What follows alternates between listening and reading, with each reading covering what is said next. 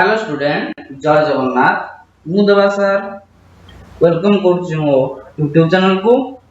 तो आज आम माने डिस्कशन करिबा इतिहास प्रथम अध्याय जोरे कि भारतीय जातीय आंदोलन रे गांधी जी आविर्भाव। तो हम लॉन्ग क्वेश्चन सब आगे एबे डिस्कशन कर दबा। लॉन्ग क्वेश्चन जोरे कि आ तापर 3 मार्किया क्वेश्चन भी हम डिस्कशन एबे सब कर दबा। आ 2 मार्किया 1 मार्किया पे अलग वीडियो हम तैयार करबा। हम बहुत लॉन्ग हो जाउची। तो प्रथम क्वेश्चन देखो पिला माने दक्षिण अफ्रीका रे भारतीय माने केउ सब असुविधार सम्मुखीन होउतले जेतबे कोडी ना दक्षिण अफ्रीका रे सब देश रे सब रीजन रे कोन होउची ना भारतीय माने भी रहउचंदी अलग कंट्री भी आसी कि कोन आम देश मध्ये रहउचंदी। तो सेतबे टाइम रे भारतीय जो दक्षिण अफ्रीका रे रहउतले कोन कोन ताको पई ना असुविधा होउतला से सब विषय चलो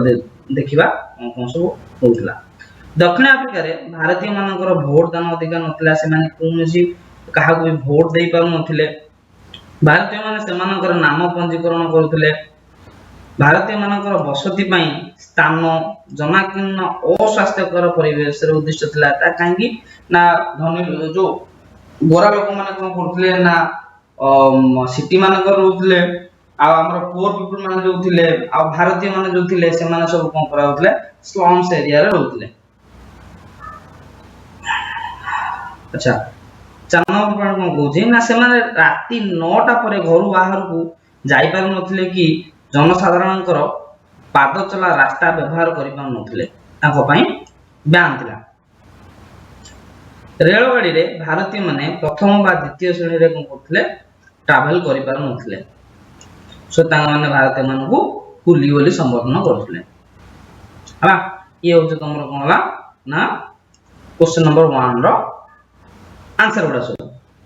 सेकंड क्वेश्चन कोन कहूची ना दक्षिण अफ्रीका रे केउ सब घटना गांधी जी को मन रे विद्रोह भाव सृष्टि करथिला कोन सब देखिले जे कि गांधी जी दक्षिण अफ्रीका रे जाके ता मन रे नाही एमिति किछि मनोभाव आसले कि ये सब भूल होची कि कोन चला जो देखिबा। दक्षिण अफ्रीका रे गांधी जी को कचरी भितर पगड़ी खोली दवा गला कि तमे पगड़ी पिधि परिबो नाही। अच्छा तापर सेकंड पॉइंट कोन कहूची ना थरे राती 9टा परे रास्ता रे बुलुथबारु पुलिस त कोन कले नै कि पळेले। अच्छा सेटा समस्त होटल तांको कोठरी देबा पई मना कर देथिले। आईबी पॉइंट कोन कहूची दिने रेल गाड़ी रे प्रथम श्रेणी डबा रे यात्रा करूथबा समय रे तांको विरोध रे जणे श्वेतांग सहयात्री अभियोग करथिले कि कोन ना आमे गोरा लोक आम सहित ये कला लोकटा कोन करछि ना ट्रैवल करछि भारतीय तन करी कोन करथिले से अभियोग करथिले। आईबी भी पॉइंट कोन कहछि ना सही अभियोग क्रमे गोटे रेल स्टेशन ने रेल गाड़ी रो गार्ड और पुलिस ताको जिनिस पत्र सह रेल डर कोन करथिला बाहर कर देथिला फल रे गांधी जी को मन रे विद्रोह सृष्टि होथिला। 3 नंबर क्वेश्चन देखियो चलो ना जालियानवाग हत्याकांड संपर्क रे एक विवरण प्रदान करो। ताने जालियानवाग हत्याकांड केबे हेतला काहे हेतला हम सब डिस्कशन करा बोलसे करबा। 1919 अप्रैल 10 तारिख रे कोइछि ना अमृत शहर स्थान रे नेता डॉक्टर सत्यपाल और डॉक्टर साइफुद्दीन किचलू को गिरफ्त करा जायतिला। तो एई जो गिरफ्त कले का को एई जो दीटा नेता कोन सत्यपाल और साइफुद्दीन ए जो गिरफ्त कले ता प्रतिवाद करी तथा बैशाखी पर्व पालन उद्देश्य रे 1919 मसिया अप्रैल 13 तारिख दिन अमृत शहर जालियानवाग ठारे बहु संख्यक लोक कोन हेतले एकत्रित होइतले। तापर थर्ड पॉइंट कोन कहूची ना पूर्व दिन सेठाकर सरकार शहर रे कोन करले ना सभा समिति कोनसी जगह रे करि परिबे नाही बोली कि जनसाधारण मान को कोन कराइतला ना निषेधाज्ञा देइतले कि कोड भी तमे असेंबल हेइ परिबो नाही। तो फोर्थ पॉइंट कोन कहूची ना अमृत शहर रो सामरिक मुख्य जो जनरल थिले जनरल डायर से कोन करले ताको सेना मान को नै आसी एग्जिट पॉइंट रे कोन करले अतर्कित भाबरे गुली चलन करथिले को मान को ना जो निरीह जनसाधारण सेठ थिले। तो এই গুলিকাণ্ড जो घटिला तो सरकारी तदंत अनुसार 379 जन मृत्युवरण करथिले आ 1200 लोक आहत होइथिले किंतु गांधीजी को अनुसार 1200 लोक मरिथिले आ 3600 लोक कोन होइथिले आहत होइथिले एया को जाय कोन जालियानवाला नंबर क्वेश्चन राउलत आईन कोन एवं एहा विरुद्ध रे भारतीय मानकर प्रतिक्रिया संपर्क लेख तो प्रथम विश्व युद्ध केबे आइतला 1914 मसिया रे आइतला सरितला केबे 1918 मसिया रे तो प्रथम विश्व युद्ध रे को बोले ना इंग्रेज माने कहले कि हमहु तुम समर्थन कले आमे तमरो स्वार्थ कथा बुझी तो तेनु कोडी से माने जेतले बुझिले नाही तो तांकर भारतीय माने निराश हो गले तो विप्लव आरंभ कले ए विप्लव आ विद्रोह को दमन करिया पई राउलत को अध्यक्षतार गोटे कमिटी गठन करा गला এই কমিটির সুপারিশ অনুসারে যে আইন প্রণয়ন করা যাইতলা তাও আমি রাউলত আইন বলি কইতাম আচ্ছা আইভি পয়েন্টটা দেখো কোজ এই আইন ব্রিটিশ ব্যবস্থাপক সভারে 1919 মার্চ 18 তারিখ দিন গৃহীত হইতলা 5 নম্বর পয়েন্ট কোন কোজি না এই আইন রে সরকার যে কোনসি ব্যক্তি কো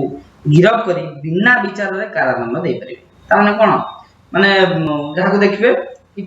प्रूफ थाउ कि न थाउ कोन करिवे कारादंड नै दंडित करतबे तो एई आईन द्वारा जनसाधारण कर स्वाधीनता और अधिकार को होला क्षुण्ण होला तो एई आईन को अमान्य करिवा पई गांधीजी 1919 फेब्रुआरी रे एक सत्याग्रह कमिटी डकिथिले बा सत्याग्रह कमिटी ओटा कोन करथिले ना ताकर सभ्य मान को नै सत्य और अहिंसा पथरे आंदोलन करिवा को प्रबताइथिले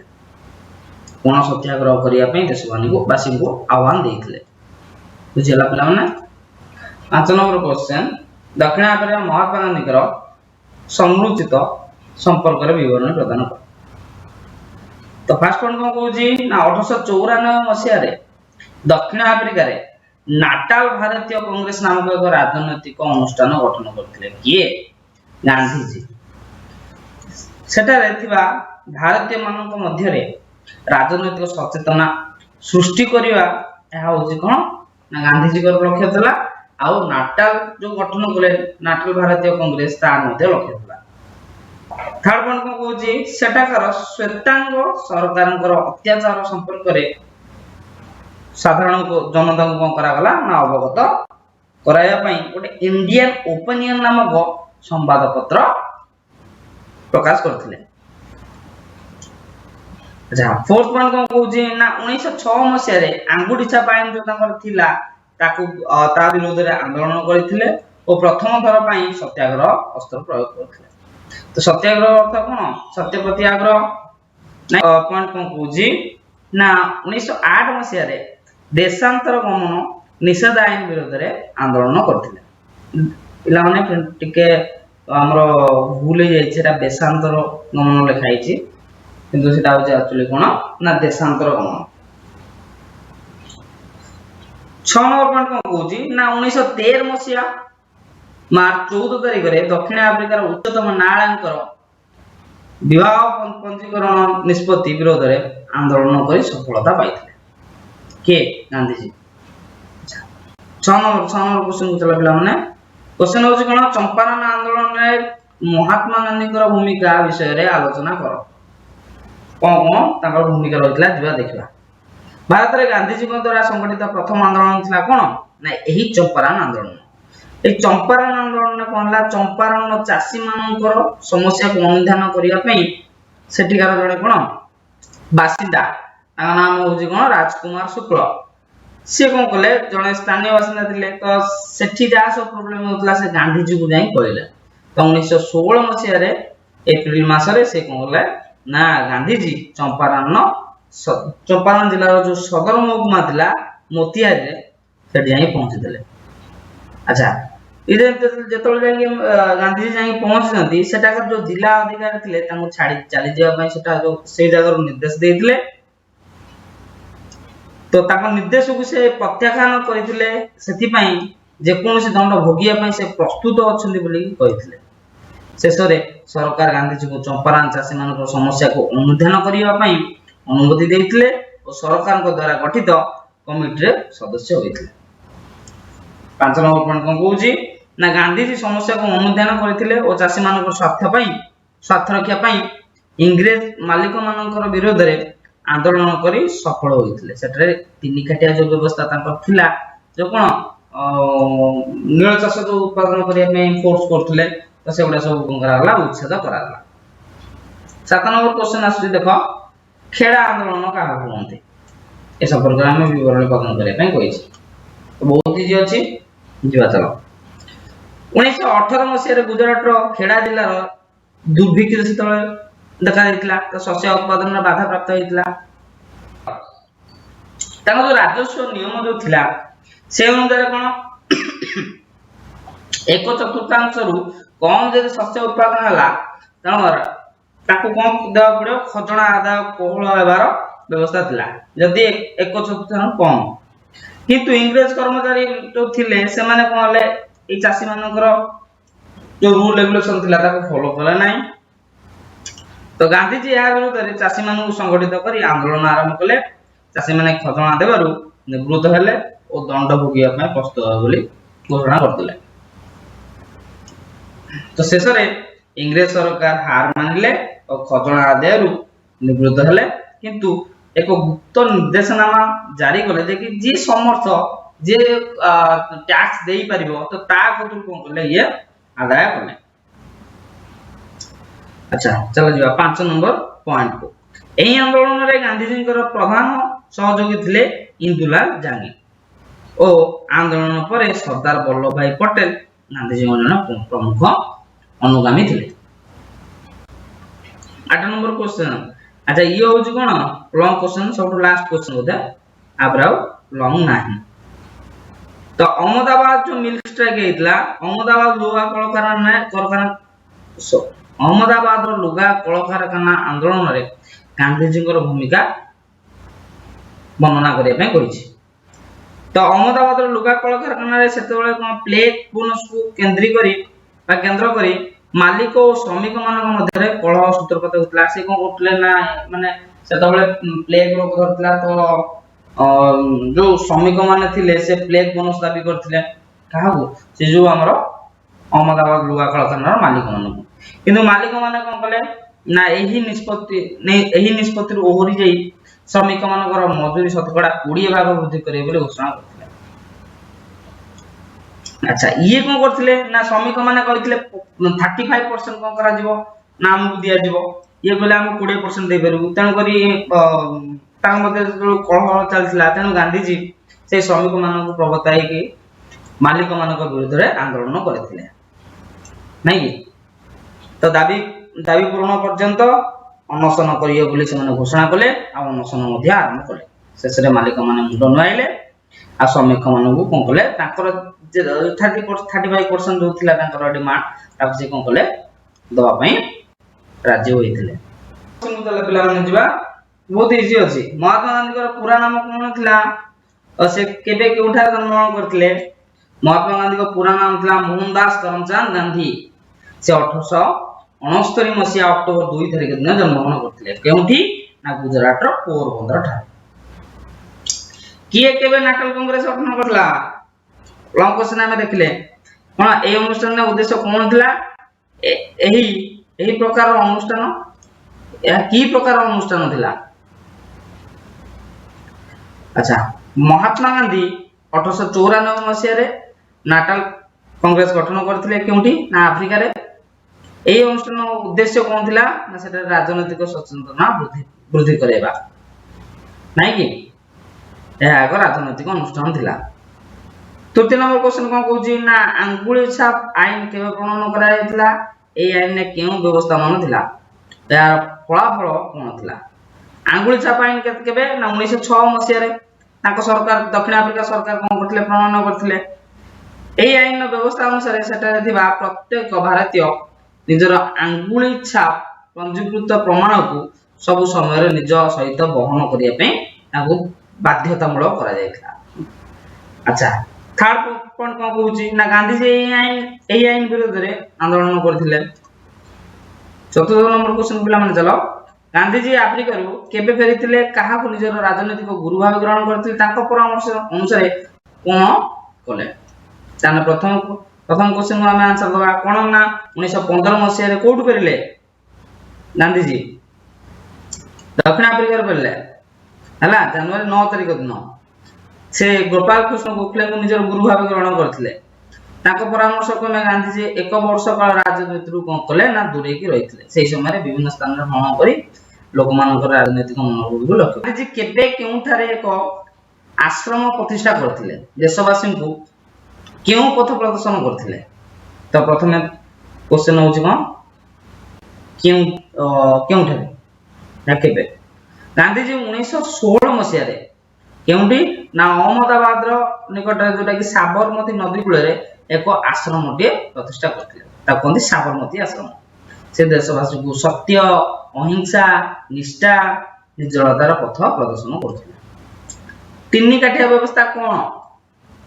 बिहार चंपारण जिले में चाषी मान 20 भाग रु 3 भाग कोन करा नील उत्पादन करिया पय इंग्रज माने कोन करथले वृक्षारोपणकारी मान को बाध्य करथले तो उत्पादित नील को निर्धारित दर रे वृक्षारोपणकारी मान को बिक्री करा जाय पड़ुथला एहा को तीन काठिया व्यवस्था हुआ जाय गांधी जी केबे मोतिहारी ठार पहुंचले लॉन्ग क्वेश्चन ए क्वेश्चन ता दिला से कहार निमंत्रण क्रमे आस्थिले मोतिहारी पहुंचले 1917 मसिया रे